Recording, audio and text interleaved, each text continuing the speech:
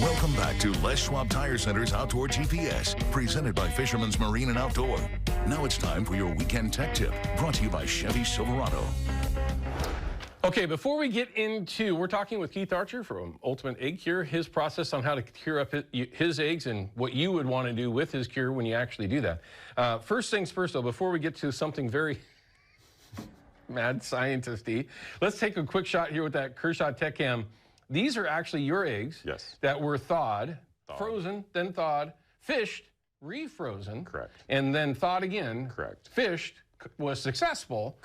But you can tell there's a little, they kind of, you know, after they get frozen, that's a question that we get asked all the time. Can you refreeze eggs? You can, but you ultimately are compromising them. Absolutely. So you want to, you know, in the ideal situation, whether you put them away in quarts or pints. I put these away in a quart. I went with the intent to fish the quart, didn't fish the quart, limited out, went home, refroze the eggs, went back out the next week, thawed them, and, you know, this has been froze again, thawed, so 2 times froze. And they do soften up a little bit. They do flatten just a hair, right? But these eggs are still fishable, absolutely 100% fishable, still catch in the same fashion. Okay, so that's a good tip by itself. All right, now let's take a quick shot with that. With the eggs that you just cured up, it's only been a handful of minutes. You can see that the cure is already dispersed all the way through. Of course, if you were to take one of those skeins and cut it in half, it's still going to be orange in the middle, but it's working its way in very, very quickly. Correct. Now we're going to see this process work in the next, you know, 24 to 48 hours. They're going to dump juice, okay? You're going to see a lot of liquid, and they're going to reabsorb all that juice, okay? And then they're going to move into the bacterial fermentation stage, where we're actually going to start to, you know, create those lactic acids, minor amounts of ethanol, doing things that we're going to help reduce those lipids and proteins that are going to disperse them quicker through the water column. Now, if you want to do it faster, okay, this is and make that process go quicker. Make that process go quicker. May I take a drink? Hell no, man, not out of my show. Just kidding. Okay, so you got Captain Morgan's spiced rum. Yes. Specifically. Yeah, that. I've used Black Velvet. I've used Crown Royal. I've tested with a lot of them. And what I've found is those alcohols that are infused with other smells often do well. I have not done well with vodka, a potato-based alcohol. I have not done well with high octane type or high proof type alcohols, because they can burn the egg. Gotcha. Follow me? So you get yourself a bottle of Captain Morgan spiced rum, and I am not a rum guy. Not that there's anything wrong with that. What in the world do you do with it? Like, seriously, what is it that you do here? So here's Are you giving them a shot? Or We're giving them a shot. So what I'll do is, for about a pound, I'll do a capful, okay? Okay. So 1 cap, and this one's just a little over a pound, so I'm going to go 1.5 caps, okay? I was up on a Southwest Washington tributary last Monday. Are you seeing this? I showed up at 9 in the morning in one of the most productive holes there. Okay. There was 4 fish caught as of that morning. Right. I pulled in and caught 2 fish in 2 passes. Okay. This exact formula with that exact stuff caught those fish that day. Now, I know you already said it, but I want you to dumb it down. Yes. What is that going to do to those eggs? We are going to move the process up much quicker in regards to adding... The curing process? The curing process. So we're adding the alcohol itself. So the alcohol itself is going to reduce the lipids, the proteins, just by adding it. Okay. Without compromising the egg. And then help disperse those smells. Okay. It's like opening a door and just boom, out it comes. Okay, so when you see that big plume come off the eggs when it hits the water, that's adding into that. Let's think of it as an accelerant.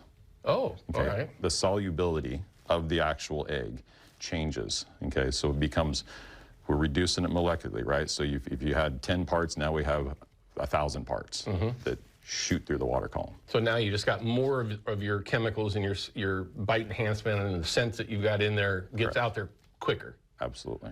Which will inundate a hole, and which could turn a bunch of negative fish into positive fish where they might be more apt to bite.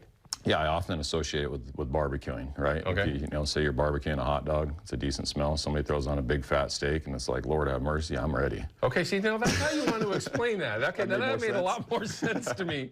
Okay, so I am not condoning anybody go to the liquor store and buy yourself some booze, but if you're going to do it to improve your eggs, okay, I'm all in. So yeah, Captain Morgan spiced rum. Just kind of keep that in mind. Now, this. I've said this many times over the years. I wish that you could just go and smell this. This is something you've been working on, you mentioned, for quite a while. Yeah. We're all kind of nerds, some more nerdy than others. Love them. some more nerdy than others, but the smell, I mean, it's almost reminiscent. You're on live. Tell everybody, what do you smell? I really can't because I don't want to say what I smell. Is it good? I mean, is it shrimp and fish in here? There's multiple different levels of Procure bait scents. Okay. Inside that with. And this is just an oil. Now, is this something that people can buy? What's it called? So what I've done is I've gone and bought multiple different Procure bait scents, squid being one of them. Okay. My favorite. Squid is the most underrated, how many years have I said this, everyone? Yeah. Most underrated scent. Yep. For steelhead and chinook. My favorite by far, okay, mixed in my own proportions of what I've found to work in my specific fisheries. Okay, so different oils. Correct. Okay. And then I've added things that help disperse those scents. So no, I don't smell any Captain Morgan's rum in here. Or is there Captain Morgan's rum? There's not Captain Morgan's rum. Okay, there's something else in there. There's emulsifiers and surfactants, basically. Do you see the face of this guy? This is what guys do when they've got those secrets, right? That everyone's like, well, dude, what you got? What's in it? Nothing. I get it, though. Okay, so number one, I don't know what you think your odds are of getting out of here with that. But number two, I'll leave it with you. Is that something that people can ultimately find? I mean, is it going to be another little ultimate egg cure scent oil kind of thing, or? We're working behind the scenes. Tomorrow I go up and I fish with the Procure team. We're going to be up in the Upper Columbia, starting up the fall fish camp. And, you know, Steve, Jason, those guys up there, I've brought it up there a couple years in a row. The blend in the first year didn't make a difference. Last year, I noticed it make a huge difference. So, you know, I'm working behind the scenes to make sense of how and what of these Procure scents that I can use my mind to mix, match, do the things. One of the things around this is the emulsifiers and surfactants. Okay. One of the things. Can we bring that Kershaw cam back down in here? Sure. Good one. Hey, nice. If you're looking at it here, you're seeing that it's kind of a clear liquid. As we shake this,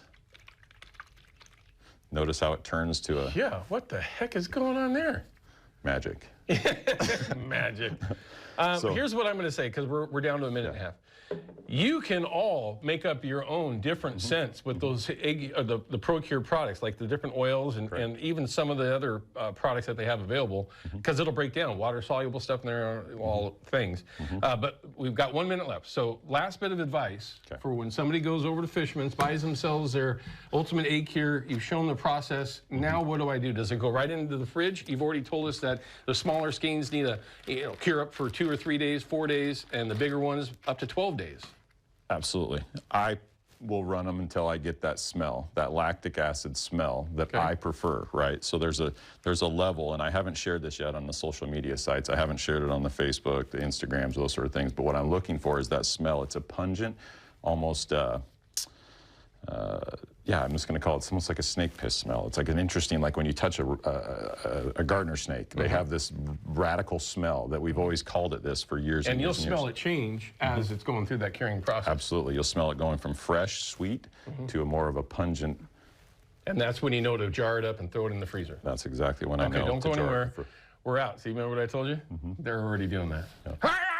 We got to cut to a break. When we come back, we're going to wrap things up, and I'm going to keep Keith here to see if we can squeeze any more insight from him. And you can see there on your screen how you can find some of this information out when you're not watching Outdoor GPS. We'll be right back.